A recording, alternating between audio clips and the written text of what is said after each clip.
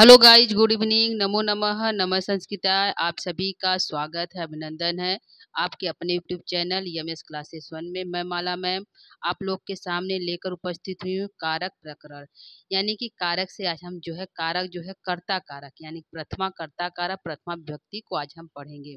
ठीक है दोस्तों, कल के क्लास में हमने जो है कारक किस धातु प्रत्यय से मिलकर बना है, कारक की परिभाषा है क्रिया करोति इति कारकम, जो है क्रिया जनकत्वम इति कारकम, और जो है क्रिया के जो है कारक के कितने भेद हैं, तो 6 भेद हैं। और जो है कारक के कितने चिन्ह हैं, तो 8 चिन्हों को हमने पढ़ा और जो है उसके भागों को पढ़ा। दोस्तों जो है इसको हम कल की क्लास में पढ़ लिए हैं। यदि आप उसको पढ़ना चाहते हैं तो आप जाकर जो है प्लेलिस्ट में जाकर कारक प्रकरण में जाकर इसको पढ़ सकते हैं। आज हम लेकर उपस्थित हुए हैं जो है कारक प्रकरण यानी कि प्रथमा विभक्ति। ठीक है, क्या पढ़ेंगे? प्रथमा विभक्ति से कारक, कर्ता कारक। ठीक है, कर्ता कारक यानी इसमें प्रथमा विभक्ति लगेगा। कर्ता स्वतंत्रतः कर्ता यानी कर्ता स्वतंत्र होता है और इसमें प्रथमा विभक्ति लगती है। ठीक है, तो इसी को आज हम लेकर उपस्थित हुए हैं। और जो इसको हम पढ़ने के बाद जो है एमसीक्यू यानी कि इसी जो है कर्ता कारक से जो है प्रश्नोत्तरी भी करेंगे। ठीक है, जितना प्रश्नोत्तरी हमारा कर्ता कारक से बनेगा उसी को हम लेकर यहाँ पे उपस्थित हुए हैं। और जो है कल के क्लास से भी जो है उसका मौखिक जो है जो सामान्य परिचय कल के क्लास में उसको लेकर हम यहाँ पे उपस्थित हुए हैं। ठीक है, तो आइए हम लोग पढ़ते हैं अपने टॉपिक को, कारक प्रकरण। इससे पहले हम देखते हैं कि यह जो है कहाँ कहाँ इसकी जो है कारक हमारा जो है कौन से परीक्षाओं में पूछता है, किन किन परीक्षाओं में। तो यह जो UP TST PST LT grade के परीक्षाओं में परीक्षा के लिए अनिवार्य है, और जो है बीपीएससी तैयारी 4 के परीक्षाओं के लिए अनिवार्य है। इसके साथ ही क्लास जो है क्लास 9 से 10 तक, ठीक है, कहाँ से 9 से 12 तक के बच्चे भी इसको जो है कारक प्रकरण को पढ़ सकते हैं, क्योंकि प्रश्न जो है यहीं से बनता है उनके भी जो है प्रश्नोत्तरी में। ठीक है, प्रश्न में। ठीक है दोस्तों, तो आइए हम लोग जो है अपने जो है चैनल को जो है अपने टॉपिक को स्टार्ट करते हैं। हमारे चैनल का यहाँ पे नाम है दोस्तों यमएस क्लासेस 1 बाय माला मैम। ठीक है, तो आइए हम लोग जो है पढ़ते हैं अपने टॉपिक को, कारक प्रकरण। ठीक है, आज पढ़ेंगे क्या दोस्तों? प्रथमा विभक्ति कर्ता कारक। ठीक है, कर्ता यानी प्रथमा विभक्ति हमारी कहाँ कहाँ लगेगी, तो कर्ता में प्रथमा विभक्ति लगती है। कर्ता कारक का इसका एक सूत्र है स्वतंत्रतः कर्ता, यानी कर्ता स्वतंत्र होता है और जो है कर्ता स्वतंत्र होने के कारण उसमें जो है प्रथमा विभक्ति लगती है। ठीक है, यानी कि कर्ता जो है स्वतंत्र होता है, वह चाहे तो अपने कार्यों को करे या न करे, मतलब उस पर किसी का प्रेशर नहीं होता है। ठीक है, ठीक है दोस्तों, तो आज हम यहाँ पे जो है कर्ता स्वतंत्रता कर्ता यानी कर्ता जो हमारा स्वतंत्र होता है। ठीक है, वह जो है पढ़ना चाहे तो पढ़े, वह खाना चाहे तो खाए, वह लिखना चाहे तो लिखे, यानी कि वह स्वतंत्र होता है। वह अपनी इच्छा से वो अपनी इच्छा पर निर्भर करता है कि वह क्या करे क्या नहीं करे।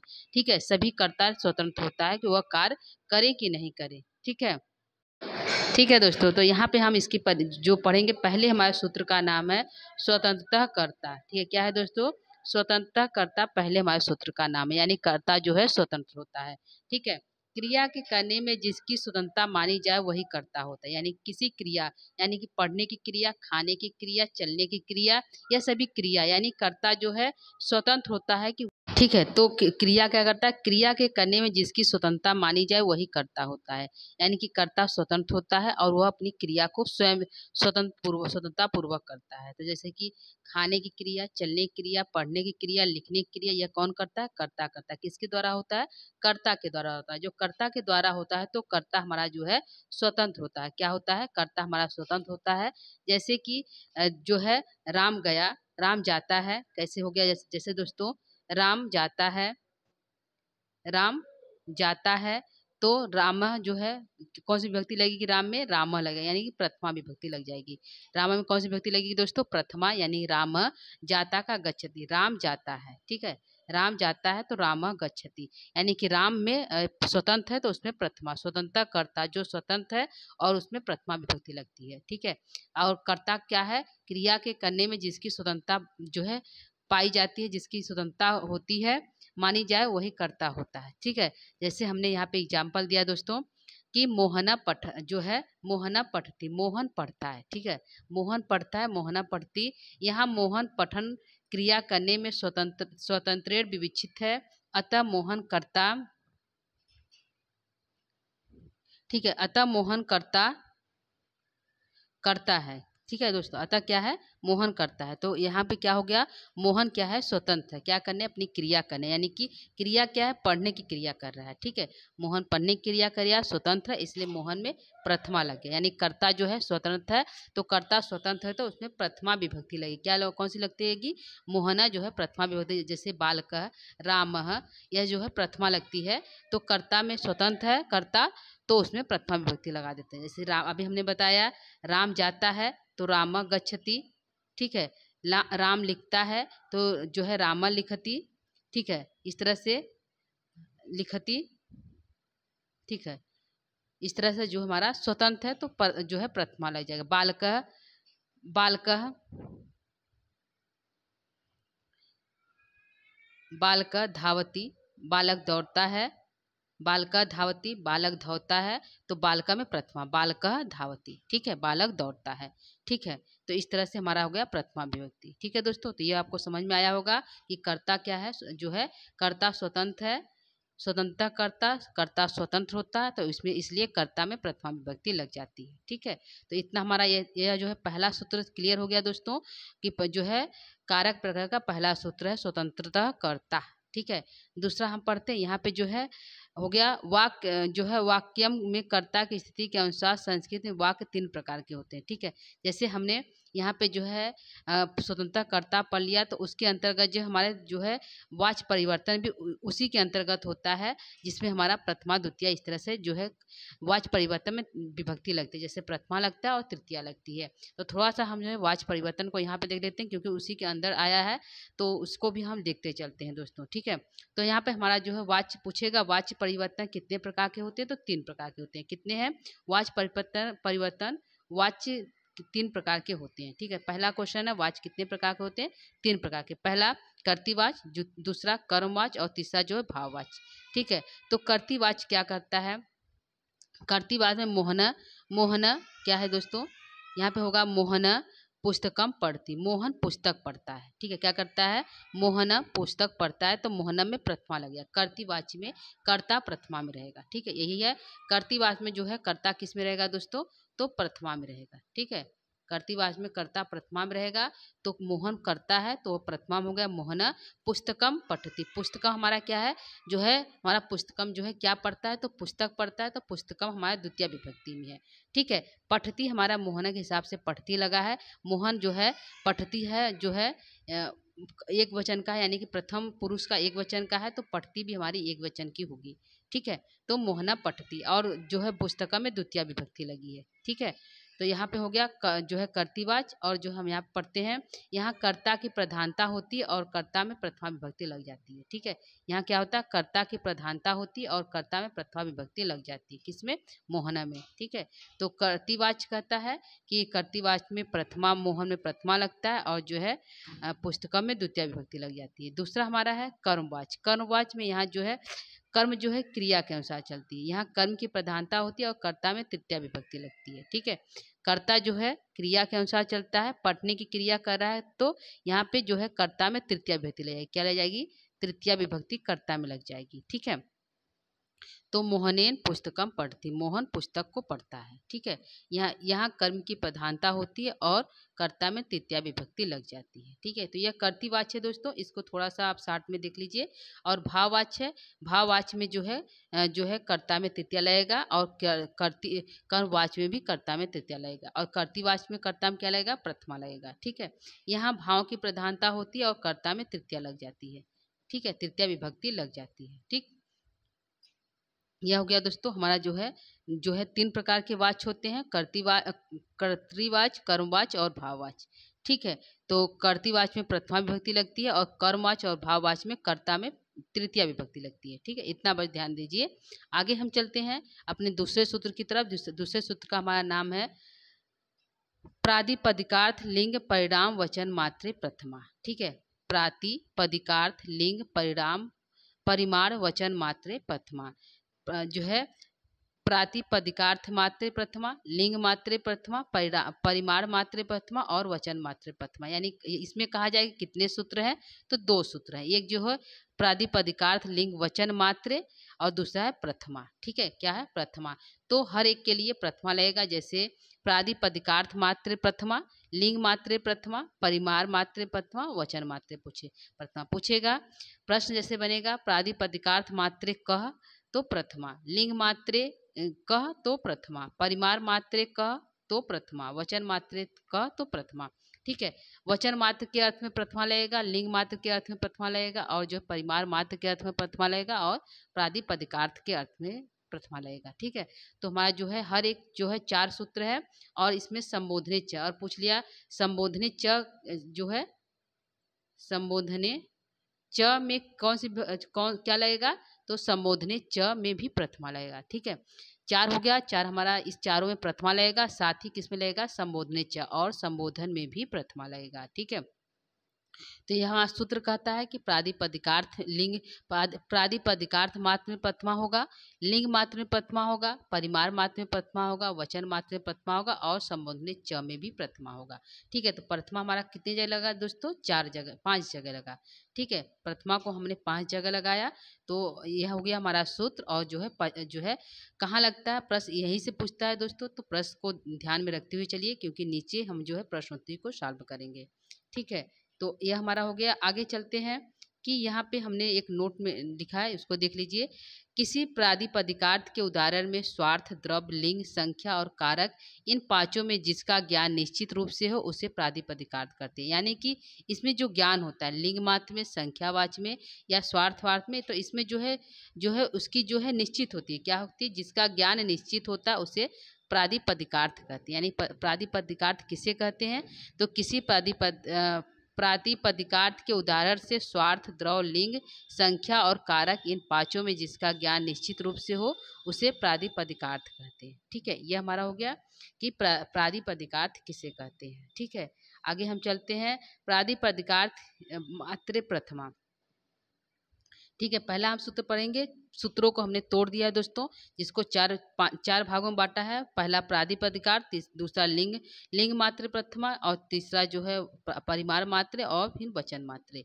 ठीक है, तो यहाँ पे प्रातिपदिकार्थ मात्रे प्रथमा। ठीक है, हमने कर दिया प्रातिपदिकार्थ मात्र प्रथमा।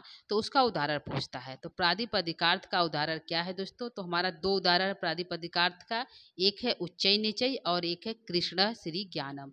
ठीक है, तो यहाँ से यह पूछेगा कि जो है यहाँ पे हलंत रहेगा दोस्तों कृष्ण श्री ज्ञानम। ठीक है, पूछेगा उच्चई निचई किसका उदाहरण है, तो प्रातिपदिकार्थ मात्रे प्रथमा का उदाहरण है। ठीक है, कृष्ण श्री ज्ञानम किसका उदाहरण है, तो प्रातिपदिकार्थ मात्रे प्रथमा का उदाहरण है। ठीक है, और हम क्या कहते हैं, उच्चई निचई को अलिंग कहते हैं। यानी अलिंग का उदाहरण कौन सा है, जिसमें कोई लिंग न हो, जिसमें कोई लिंग न हो उसे अलिंग कहते हैं। तो उच्चई निचई अलिंग है, उसमें कोई लिंग नहीं है, और इसको अव्यय पद भी कहते हैं। ठीक है, तो इससे 3 प्रश्न बनेगा।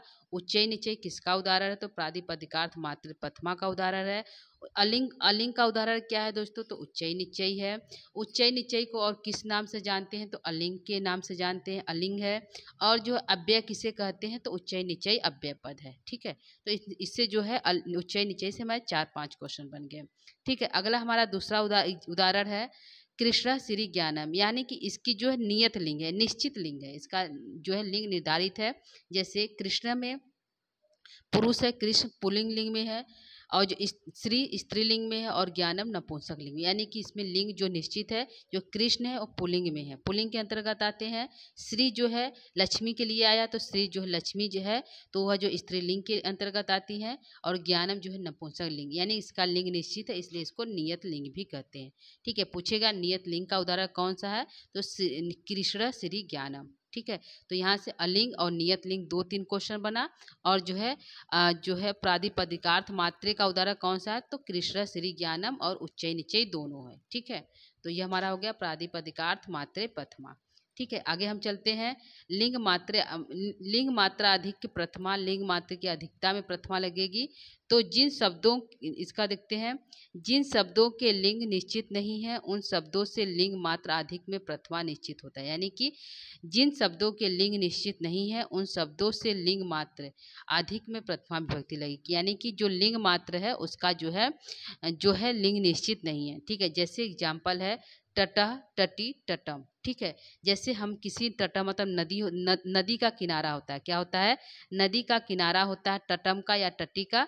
तो किनारा को हम जो है तटम भी बोलते हैं, तटी भी बोलते हैं और तटह भी बोलते हैं। यानी कि यदि कोई स्त्री या पुरुष जा रहा है तो नदी किनारे को वह या तो तट बोल देगा, या तो तटी बोल देगा, या तो किनारा बोल देगा, या तटम बोल देगा, यानी कुछ ही बोल देगा, उसका निश्चित नहीं है। जैसे कि पुरुष गया तो यह नहीं कि वह तटह बोलेगा, ठीक है। स्त्री यानी किसी नदी किनारे गई तो वह उसको तटी नहीं बोलेगी, मतलब तटी भी बोल सकती, तट भी बोले, यानी कि निश्चित नहीं है कि वह स्त्रीलिंग है, स्त्रीलिंग के अंतर्गत आती है तो तटी ही बोले, ठीक है। या वो कोई पुल्लिंग है, कोई व्यक्ति पुल्लिंग है यानी कि पुरुष है तो वह तटा ही बोले, यह निश्चित नहीं है, वह कुछ भी बोल सकता है। इसलिए जो है तटह तटी तटम को अलिंग के अंतर्गत रखा गया है, ठीक है। लिंग मात्र की अधिकता है और जो है इसको अलिंग की श्रेणी में रखा गया, यानी कि पूछेगा अलिंग का उदाहरण कौन सा है तो तटह तटी तटम, ठीक है दोस्तों। हमने बताया किनारे को कोई किसी भी शब्द में तटह भी बोल सकता है, तटी भी और तटम भी बोल सकता है, ठीक है। इसमें जो है लिंग पर कोई आधारित नहीं है कि वो पुरुष है तो तटह ही बोले, स्त्री है तो तटी ही बोले, ठीक है।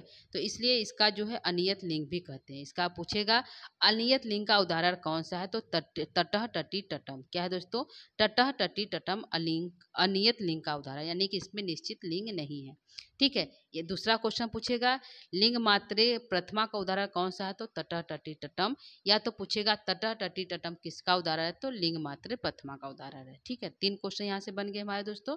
आगे चलते हैं तीसरा जो है परिमाण मात्रे अधिक प्रथमा, ठीक है। परिमाण मात्र प्रथमा, तो यहाँ पे होगा परिमाण यानी कि वजन, माप, तौल, मात्रा का बोध कराने के लिए प्रथमा विभक्ति होती है, यानी कि किसी मात्रा का यदि हम बोध कराते हैं तो वहाँ पे जो है प्रथमा विभक्ति लग जाती है।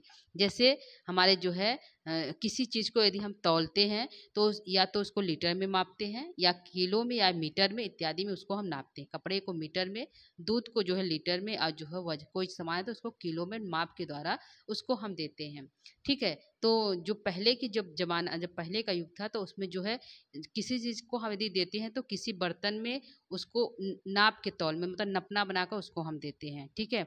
तो उसी को जो है द्रोड़ो कहते थे, यानी एक द्रोड़ जो है उसको हम सामान दिए तो उसको हम वापस लेते हैं, ठीक है।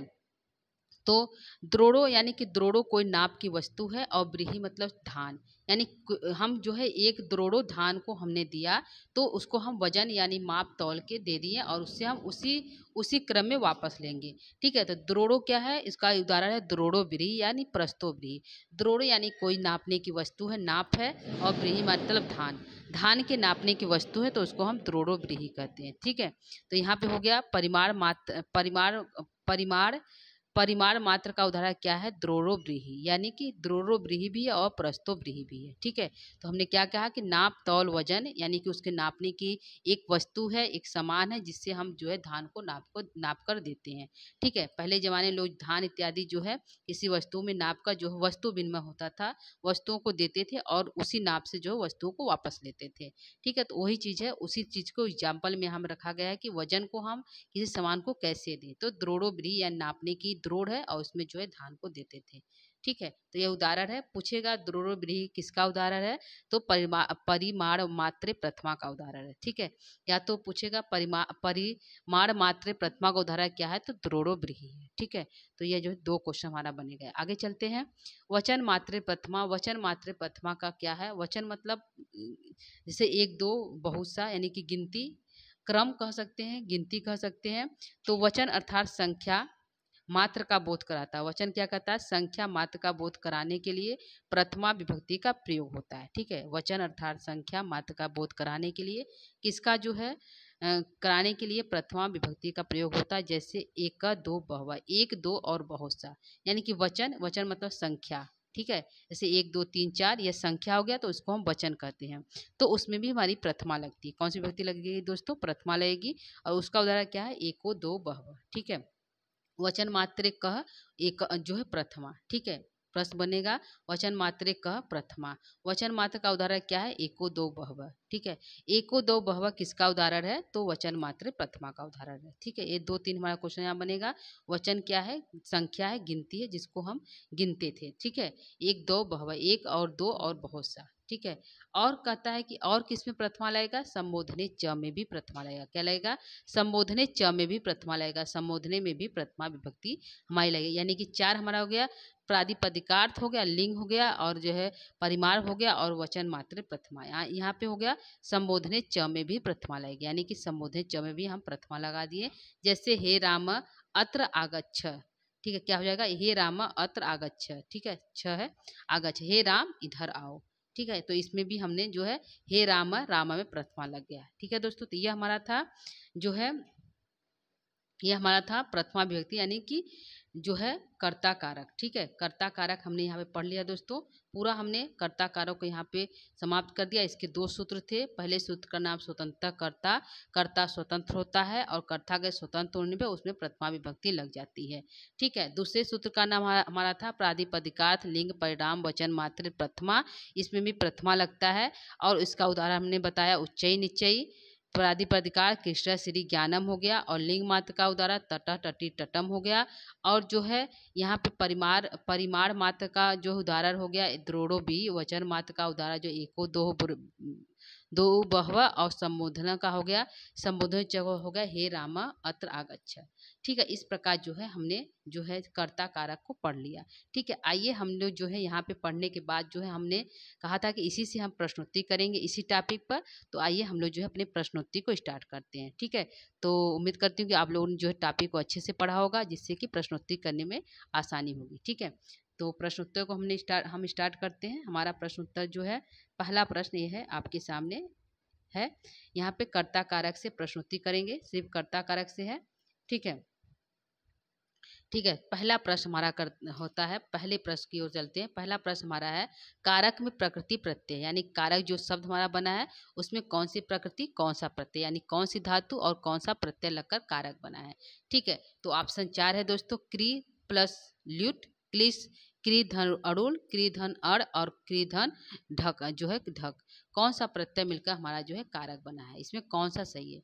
ठीक है दोस्तों, तो बताइए कौन सा इसमें सही है। तो आंसर हमारा होगा क्री धन अरुण प्रत्यय से मिलकर हमारा कारक का बना है। ठीक है, आंसर क्या है, बी आंसर सही है, यानी दूसरा हमारा आंसर सही है। कारक में प्रकृति प्रत्यय है क्री धन अरुण। ठीक है, यह हमारा पहला प्रश्न हो गया। ठीक है, आइए चलते हैं दूसरे प्रश्न की तरफ। ठीक है, दूसरा प्रश्न हमारा है, क्रिया के साथ जिसका सीधा संबंध हो उसे क्या कहते हैं। ठीक है, क्रिया के साथ जिसका सीधा संबंध हो उसे क्या कहते हैं। तो ऑप्शन 4 है, कारक कहते हैं, संबंध कहते हैं, जनक कहते हैं, कार्यक्रम कहते हैं। तो क्या कहते हैं, क्रिया के साथ जिसका सीधा संबंध है उसे क्या कहते हैं, कारक कहते हैं। क्या कहते हैं, आंसर हमारा होगा कारक कहते हैं। क्या है दोस्तों, आंसर हमारा है कारक कहते हैं। ठीक है, इसका परिभाषा है, क्रिया करोति इति कारकम, क्रिया जनकत्व इति कारकम, क्रियान्वित्वम इति कारकम, यानी क्रिया से जिसका सीधा संबंध उसे कारक कहते हैं, क्रिया के जनक को कारक कहते हैं, और क्रिया से जिसका सीधा संबंध हो उसे कारक कहते हैं। ठीक है, क्रिया को करने वाले को कारक कहते हैं। ठीक है, तो यहाँ पूछा क्रिया के साथ जिसका सीधा संबंध है उसे क्या कहते हैं, कारक कहते हैं। यदि पूछ लेगा क्रिया के साथ, क्रिया के जनक क्या कहते हैं, तो भी कारक कहते हैं। क्रिया के साथ जो है क्रिया को करने वालों क्या कहते हैं, तो कारक कहते हैं। ठीक है, तो यहाँ पे 3 क्वेश्चन, तीनों पर जो है परिभाषाओं से जो है परिभाषाओं 3 प्रश्न बनेगा। यहाँ पे एक हमने जो है आप लोग के सामने रखा है। ठीक है, तो आंसर दूसरे का हमारा पहला सही है। ठीक है, तीसरे प्रश्न के चलते हैं। तीसरा प्रश्न है, क्रिया के साथ किसका सीधा संबंध नहीं होता है, नहीं है। ठीक है, क्रिया के साथ किसका सीधा संबंध नहीं है। ठीक है, संबंध, संबोधन, अधिकरण, इनमें से कोई नहीं। तो क्या सही है दोस्तों, इसमें जो है क्रिया के साथ जो है किसका इसमें से सीधा संबंध नहीं है। तो आंसर हमारा जो है पहला और दूसरा दोनों हो गया। ठीक है, क्या है, पहला और दूसरा दोनों हो गया, यानी कि संबंध और संबोधन दोनों का जो है सीधा संबंध नहीं है। ठीक है, तो यहाँ पे हम जो है आंसर को काट कर ए और बी दोनों कर लेते हैं। ए और बी दोनों हमारा सही है। क्या है दोस्तों, दोनों सही है। ठीक है, यानी कि पहला और दूसरा दोनों सही है, ए और बी दोनों सही है। ये हमारा आंसर सही हो गया, यानी कि डी ऑप्शन हमारा सही हो जाएगा। इसको हम काट देंगे और डी सही हो जाएगा। ठीक है, क्रिया के साथ किसका सीधा संबंध नहीं है, तो संबंध और संबोधन का क्रिया के साथ सीधा संबंध नहीं है। ठीक है, 3 प्रश्न हो गया। आगे चलते हैं चौथे प्रश्न की तरफ। चौथा प्रश्न है, क्रियान्वित्वम खाली स्थान रिक्त स्थान की पूर्ति करिए। ठीक है, क्रियान्वित्वम खाली स्थान रिक्त स्थान की पूर्ति करिए। तो क्या हो जाएगा, ऑप्शन है कारक हो जाएगा, दूसरा है कारकत्व हो जाएगा, तीसरा है क्रिया हो जाएगा, चौथा करोति हो जाएगा। तो क्या यहाँ पे भरा जाएगा दोस्तों? तो क्रियान्वित्वम और खाली स्थान है, रिक्त स्थान है पूर्ति। तो क्या हो जाएगा? क्रियान्वित्वम कारकत्वम। क्या हो जाएगा? क्रियान्वित्वम कारकत्वम हमारा सही है। ठीक है, यानी कि हमारा जो है बी ऑप्शन दूसरा सही है। क्रियान्वित्वम कारकत्वम, यह पूरी लाइन हमारी जो है कारक की परिभाषा है। ठीक है, तो हमारा यहाँ पे कारकत्वम भरा जाएगा। ठीक है, तो चौथे का हमारा बी आंसर सही हो गया। आगे चलते हैं पांचवें प्रश्न की तरफ। पांचवा प्रश्न हमारा कहता है क्रियायाम स्वतंत्रेण विवक्षिता अर्थेन क स्यात्। क्रिया की स्वतंत्रता में किसकी विवक्षा होती है? कौन होता है? तो कर्ता है, क्रिया है, करण है, अपादान है। तो क्या लगता है? क्रियाम स्वतंत्रता यानी कर्ता जो है स्वतंत्र होता है, तो उसमें कौन सी विभक्ति लगती है? कर्ता, यानी कि प्रथमाकार। ठीक है, क्या लगेगा? कर्ता। क्रिया की स्वतंत्रता जो है कर्ता है, तो कर्ता स्वतंत्र होता है, इसलिए इसमें पहला जो हमारा सही हो जाएगा। ठीक है, यह परिभाषा है संस्कृत क्रियायाम स्वातंत्र विवेच्य तो अर्थम क स्यात्, तो कर्ता स्यात्। ठीक है, आंसर जो है पांचवा का पहला सही है। आगे है छठवें प्रश्न। छठवां प्रश्न है प्रादिपदिकार्थ। यहाँ पे पदिकार्थ होगा, क होगा दोस्तों। प्रादिपदिकार्थ लिंग परिणाम वचन मात्रे, यहाँ डॉट डॉट डॉट खाली स्थान, रिक्त स्थानों की पूर्ति करिए। तो यहाँ पे क्या भरा जाएगा? ठीक है, तो द्वितीय भरा जाएगा, तृतीय भरा जाएगा, प्रथमा भरा जाएगा, चतुर्थी भरा जाएगा। क्या भरा जाएगा दोस्तों? प्रादिपदिकार्थ लिंग परिणाम वचन मात्रे, क्या भरा जाएगा? प्रथमा। क्या भरा जाएगा? प्रथमा, यानी कि हमारा यहाँ पे क्या सही हो गया? सी, तीसरा आंसर हमारा सही हो गया। ठीक है, प्रादिपदिकार्थ लिंग परिमाण वचन मात्रे प्रथमा। ठीक है, तो हमारा जो छठे का तीसरा सही है। ठीक है, आगे चलते हैं चौथे प्रश्न की तरफ। चौथा प्रश्न है सुमेलित नहीं है, इनमें से कौन सा सुमेलित नहीं है? ठीक है, तो हमारा जो है नीचे चला गया दोस्तों। तो पहला देख लेते हैं। पहला है प्रादिपदिकार्थ मात्रे। ठीक है, प्रादिपदिकार्थ मात्रे, इसका उदाहरण उच्चय निश्चय कृष्ण श्री ज्ञानम, यानी कि ये हमारा सही है। ठीक है, पूछा है कौन सा सुमेलित? सुमेलित नहीं है, नहीं पूछा है, तो ये सुमेलित यानी कि ये हमारा सही है। ठीक है, दूसरा चलते हैं। दूसरा हमारा दोस्तों लिंग मात्रे, जो है लिंग मात्रे, इसको मैच कराना है तट टटी टटम। तो यह क्या सही है? वचन मात्रे एक दो बहु, यह सही है। परिणाम मात्रे हे राम आगच्छति, यह सही है। तो पूछा इसमें से कौन सुमेलित नहीं है? ठीक है, तो हमारा जो है यह भी सही है। यह इसी का उदाहरण लिंग मात्रे का उदाहरण टटा टटी टटम, वचन मात्रे का उदाहरण एक दो बहु, यानी कि ये दो तीनों सही है। क्या सही नहीं है दोस्तों? तो डी वाला सही नहीं है, यानी कि यह हमारा सही है। आंसर है परिणाम मात्रे का हे राम उदाहरण नहीं है, इसका उदाहरण हमारा है कि एक जो है द्रोणोव्रीहि। क्या है? द्रोणोव्रीहि इसका उदाहरण है। ठीक है, इसका उदाहरण द्रोणोव्रीहि है, तो यही जो हमारा सुमेलित नहीं है। ठीक है, आंसर हमारा डी सही हो जाता है सातवें प्रश्न का। ठीक है, आठवें प्रश्न की ओर चलते हैं। आठवां प्रश्न है लिंग मात्र अधिक में विभक्ति है। लिंग मात्र की अधिकता में कौन सी विभक्ति लगेगी दोस्तों? प्रथमा, द्वितीय, तृतीय, चतुर्थी। तो क्या सही होगा दोस्तों? लिंग मात्र अधिक में प्रथमा विभक्ति लगेगी, यानी कि ये हमारा सही है। ठीक है, लिंग मात्र अधिकता में प्रथमा, परिणाम मात्र अधिक में प्रथमा, वचन मात्र अधिक में प्रथमा, जो है परिणाम मात्र अधिक में जो है प्रथमा लगेगा। ठीक है, तो सभी में प्रथमा लग रहा है दोस्तों, यानी कि आठवें का ए सही है। ठीक है, आगे है नौवां प्रश्न। नवे प्रश्न की ओर चलते हैं। नौवां प्रश्न हमारा कहता है कि नियत लिंग का उदाहरण है, यानी कि नियत लिंग का कौन सा उदाहरण है? पहला तट टटी टटम, कृष्ण श्री ज्ञानम, एको दो बहव, हे राम आगच्छत। तो क्या सही है? नियत लिंग का उदाहरण क्या सही है? ठीक है, तो नियत लिंग कौन सा है दोस्तों? कृष्ण श्री ज्ञानम, यानी कि बी सही है। ठीक है, क्या सही है? बी सही है। निश्चित लिंग जिसकी होती है उसको नियत लिंग कहते हैं, तो कृष्ण श्री ज्ञानम का उदाहरण जो है सही है। ठीक है, दूसरा 10वां प्रश्न है अनियत लिंग का उदाहरण है। ठीक है, अनियत लिंग का कौन सा उदाहरण है? टटा टटी टटम है, कृष्ण श्री ज्ञानम है, एको दो बहवह, हे राम आगच्छ। तो क्या सही है? तो अनियत लिंग का उदाहरण हमारा जो है टटा टटी टटम है। ठीक है, नियत लिंग का कृष्ण श्री ज्ञानम, अनियत लिंग का टटा टटी टटम है। ठीक है, तो 10वां का ये सही है। आगे चलते हैं 11वें प्रश्न के। तो 11वां प्रश्न है अलिंग का उदाहरण है। तो अलिंग का इसमें से कौन सा उदाहरण है दोस्तों? 4 ऑप्शन है तटा टटी टटम, कृष्ण श्री ज्ञानम, एको दो बहव, उच्चय निश्चय। तो अलिंग का उदाहरण क्या है? जो जिसमें कोई लिंग ही ना हो इसको अलिंग कहते हैं, यानी कि उच्चय निश्चय अलिंग का उदाहरण है। ठीक है, तो 11 का हमारा डी वाला सही हो गया, यानी कि चौथा आंसर सही है, करेक्ट है। आगे चलते हैं 12वें प्रश्न की तरफ। 12वां प्रश्न है एको दो बहव किसका उदाहरण है? ठीक है। तो वचन मात्र प्रथमा का उदाहरण है, अलिंग मात्र प्रथमा का उदाहरण है, परिणाम मात्र प्रथमा का उदाहरण है कि संबोधनी च का उदाहरण है। एको दो बहुवचन किसका उदाहरण है दोस्तों? तो वचन मात्रे का उदाहरण, वचन मात्र प्रथमा का उदाहरण है। ठीक, एक दो बहुवचन जो वचन यानी संख्या होती है। ठीक है दोस्तों, तो ये हमारा ए ऑप्शन 12 का सही हो गया। आगे चलते हैं 13 प्रश्न के। 13 प्रश्न है द्रोड़ो ब्रीहि किसका उदाहरण है? ठीक है, तो वचन मात्र प्रथमा का उदाहरण है, अलिंग मात्र प्रथमा का उदाहरण है, परिमाण मात्र प्रथमा का उदाहरण है कि संबोधित च का उदाहरण है। तो क्या सही है दोस्तों? इसका आंसर दीजिए। द्रोड़ो ब्रीहि किसका उदाहरण है? तो परिमाण मात्र प्रथमा का उदाहरण है। ठीक है, क्या है? परिमाण मात्र प्रथमा का उदाहरण है द्रोड़ो ब्रीहि। ठीक है दोस्तों, तो ये हमारे कुल 13 प्रश्न थे। हमने जो है कर्ता कारक को पढ़ाया और जो इसके प्रश्नोत्तरी को भी आपके सामने रख दिया। ठीक है, तो कुल 13 प्रश्न जो हमारे कर्ता कारक से बने हैं, इसको आप लोग जो है नोट डाउन कर लीजिए, लिख लीजिए। ठीक है, तो दोस्तों आज के लिए इतना ही। आज का क्लास हमारा कैसा लगा दोस्तों? यदि आप लोग को अच्छा लग रहा है तो आप इसे लाइक, कमेंट और शेयर इत्यादि कर दीजिए। ठीक है दोस्तों, ठीक है। तो ये हमारा हो गया कारक से, हमने कारक से स्टार्ट किया, कारक को पढ़ाया और फिर इसके प्रश्नोत्तरी को पढ़ाया। कारक को पूरा पूरा जो है डिटेल में पढ़ाया और उसके बाद जो है इसी से हमने प्रश्नोत्तरी भी कर दिया। ठीक है, तो दोस्तों आज के लिए इतना इतना ही।